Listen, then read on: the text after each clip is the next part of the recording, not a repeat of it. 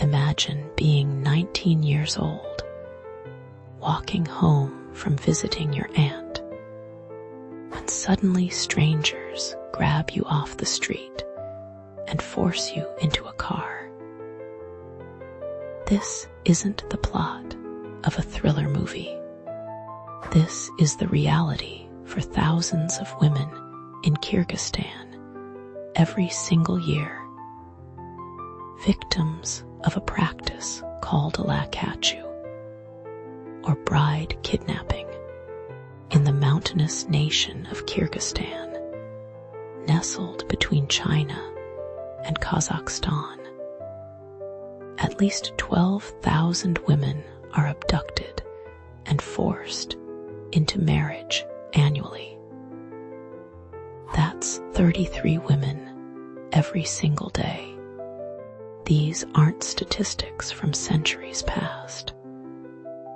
This is happening right now in our modern world. Aisuloo's story began in 1996. She was just a teenager returning home to her village near the Chinese border, when men she didn't know forced her into a vehicle. Today, more than 25 years later, she has 4 children with the man who kidnapped her. She remains married to him, a living testament to how this brutal tradition destroys lives and futures. Kachuu translates literally to take and run. The practice involves men, often with the help of friends or family members, kidnapping women they want to marry. These aren't romantic elopements or consensual relationships. These are violent abductions where women are taken against their will, held captive, and pressured into accepting marriage to their kidnappers. The process follows a disturbing pattern. After the kidnapping, the woman is brought to the man's family home. There, female relatives surround her, placing a white shawl called a jook on her head. This cloth symbolizes her submission to her new family and her acceptance of the marriage. The women tell her that her honor is now tied to this man, that she has no choice but to stay. Shockingly, about 80% of kidnapped women eventually accept their fate. Many do so on the advice of their own parents, who fear that their daughter's reputation will be ruined if she returns home. In Kyrgyz culture, there's a saying: a girl who has spent the night in a strange house cannot return to her parents. This cultural belief traps women in marriages they never chose. Farida was 20 years old when she became a victim. Photographs from her kidnapping show her struggling desperately as men force her and a friend into the back of a car in broad daylight. Her terror is visible, her resistance clear. Yet, like so many others, the social pressure to accept her situation proved overwhelming. This practice isn't limited to rural villages. It happens in cities in broad daylight, witnessed by passers-by who often do nothing to help. The kidnapping of Aisuluu in Bishkek, the capital city, demonstrates how brazen these crimes have become. Two strangers helped her kidnapper force her into a car in the center of town. 2 days later, Aisuluu was found strangled to death in a field. She was only 27 years old. While a kachuu exists throughout Central Asia, it's particularly prevalent in post-Soviet Kyrgyzstan. This predominantly Muslim nation of 6 million people has seen the practice increase since independence in 1991. Some experts believe the tradition resurged as communities sought to reconnect with pre-Soviet customs, though historical evidence suggests bride kidnapping was never as widespread as it is today. The consequences extend far beyond the immediate trauma. According to UNICEF data, Kyrgyzstan has one of the highest rates of teenage pregnancy in the region among girls aged 15 to 19. 13% of marriages occur before age 18. Despite being illegal, these young brides often drop out of school, ending their educational prospects and economic independence before their lives have truly begun.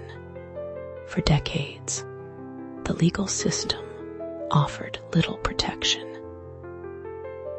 Until 2013, kidnapping a woman for marriage carried only a fine of 2,000 soms, worth about $25.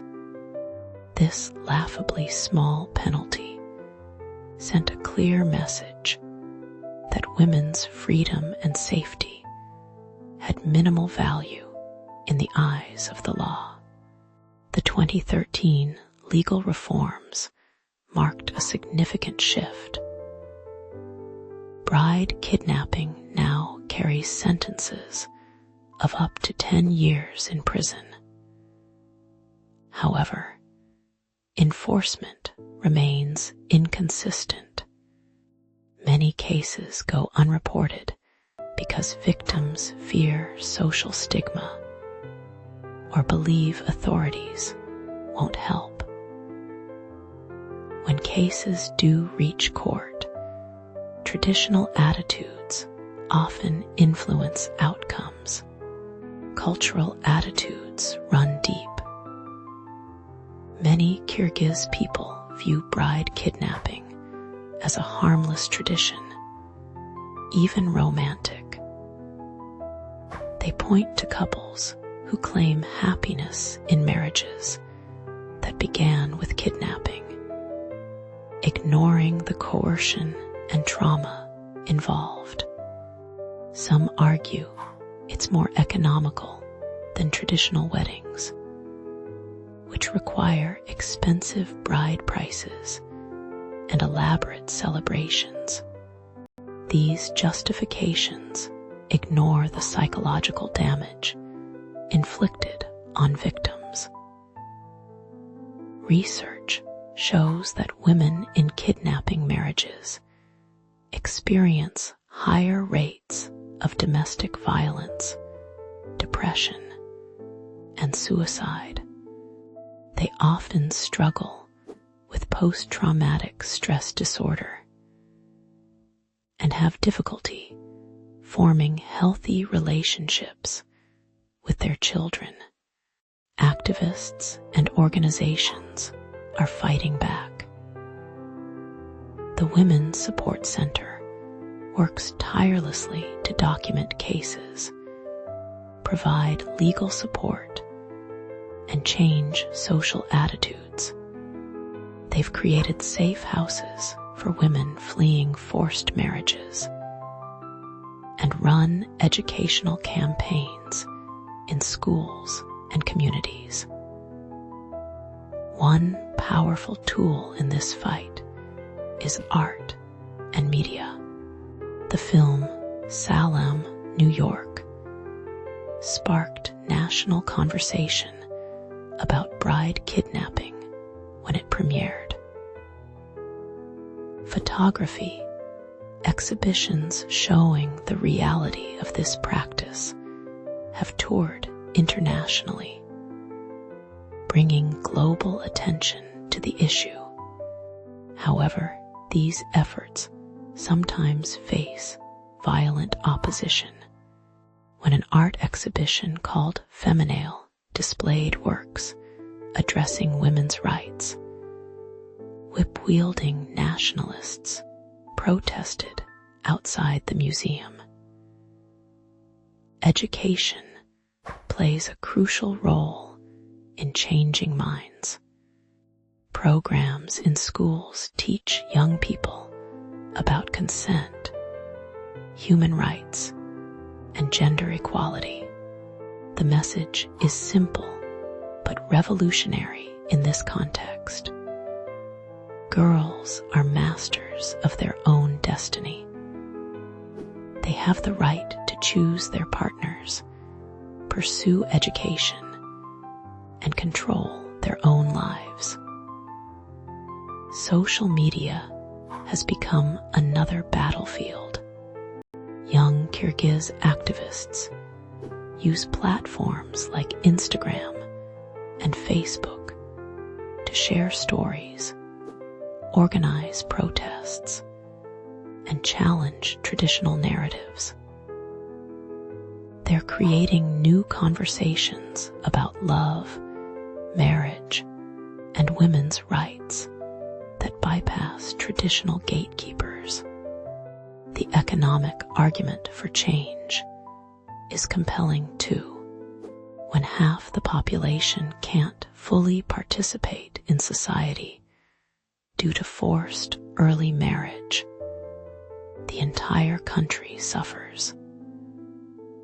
Women who complete their education and enter the workforce contribute significantly to economic growth. Countries with greater gender equality consistently show higher levels of development and prosperity. International pressure has also intensified. Human rights organizations regularly condemn Kyrgyzstan's record on bride kidnapping. The United Nations has called for immediate action to end the practice. This global attention creates diplomatic consequences that the government cannot ignore. Progress is happening, albeit slowly. More women are refusing to accept kidnapping marriages and returning home despite social pressure. Some families are beginning to support daughters who resist forced marriages. Legal prosecutions, while still rare, are increasing, yet challenges remain enormous. In rural areas where traditional attitudes dominate, change comes slowly. Economic pressures, limited education opportunities, and geographic isolation make women more vulnerable to kidnapping and less likely to seek help. The fight against kachuu represents a broader struggle for human rights and gender equality. Every woman who refuses to accept a forced marriage, every family that supports their daughter's choice, every activist who speaks out creates ripples of change that spread throughout society. This isn't just about Kyrgyzstan. Around the world, women face various forms of forced marriage and gender-based violence. The courage of Kyrgyz women fighting against bride kidnapping inspires similar movements globally, proving that even the most entrenched traditions can be challenged and changed. The story of kachuu reminds us that human rights aren't abstract concepts, but lived realities affecting real people. Behind every statistic is a woman like Aisuluu, Farida, or Aisuluu, whose lives were forever altered by this brutal practice. Their stories demand our attention, our outrage, and our action to ensure that future generations of women can walk home safely, free from the fear of being kidnapped into marriage.